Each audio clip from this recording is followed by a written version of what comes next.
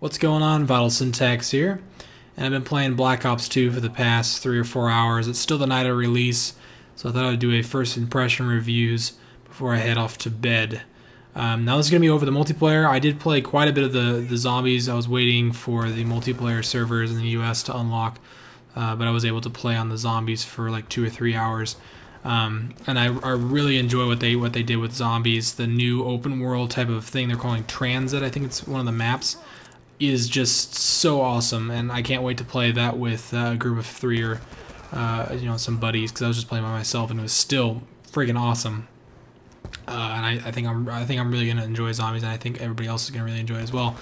But let's talk about the multiplayer. So they've changed a lot of things with the multiplayer. They've changed things like the critic class thing, where you can do pick 10, which kind of allows you to choose what you want and don't waste on stuff you don't really use. For example, me, I typically just use my primary weapon. I don't really use a secondary. There's some cases where if I'm using like a shotgun, I'd like to run around with a longer range pistol, or if I'm using a sniper rifle, I might have to have a close range pistol or something like that.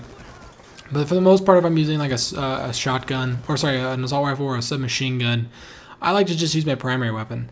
So you can actually choose to not have a secondary weapon. You can choose to not have tactical grenades. You can choose to not have explosive grenades. You can basically choose what you want and what you don't want.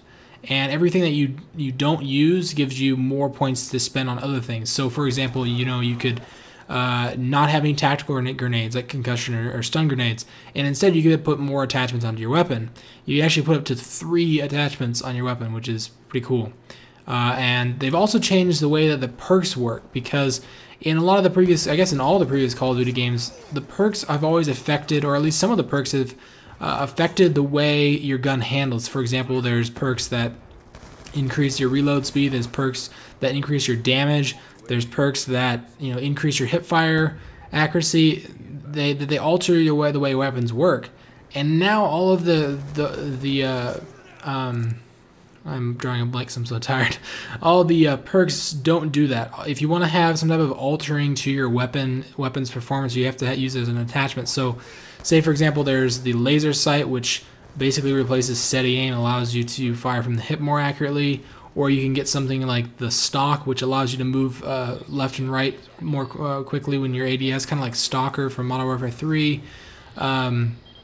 Or there's a grip, I believe, that allows you to aim down your sight faster. Things like that. So they're trying to basically remove the need that everybody always had sleight of hand on, or everybody always had stopping power on when those were available. And instead they're trying to make it so the perks are a little more balanced. Another huge thing that they've changed is Ghost. Ghost has always been, at least since they removed stopping power, Ghost has always been a big issue, especially with Black Ops, the original one. People are always complaining about it. So they've done 2 things. The first thing is that Ghost, and I think it was the same way in Black Ops 1 too, but Ghost is very hard to get, as in it takes a long time to level up to the place where you get it, because I think you get it at like level 55, which is the last level. I could be wrong, but it's one of the really high levels that you unlock Ghost at. And on top of that, now Ghost only hides you from radar if you're moving. So if you're standing still, say for example in a corner, and I don't know exactly how it measures whether or not you're moving, or if you're just moving around in the same area, just running in circles. But I'm sure they've figured that out. Well, I'll probably have to test it a little bit. But if you're moving, then you will not show up on the radar. And as a whole, and that just kind of, in a way, is going to kind of neglect or negate ghost camping in corners, right?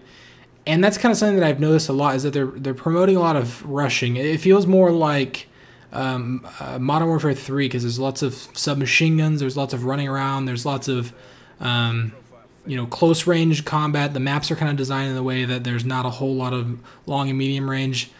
So really, it seems like submachine guns are the way to go. But anyway, that's just my first impression review of Black Ops 2. I'm enjoying it pretty much so far, especially the zombies. And I'll see you guys in the next video. Bye.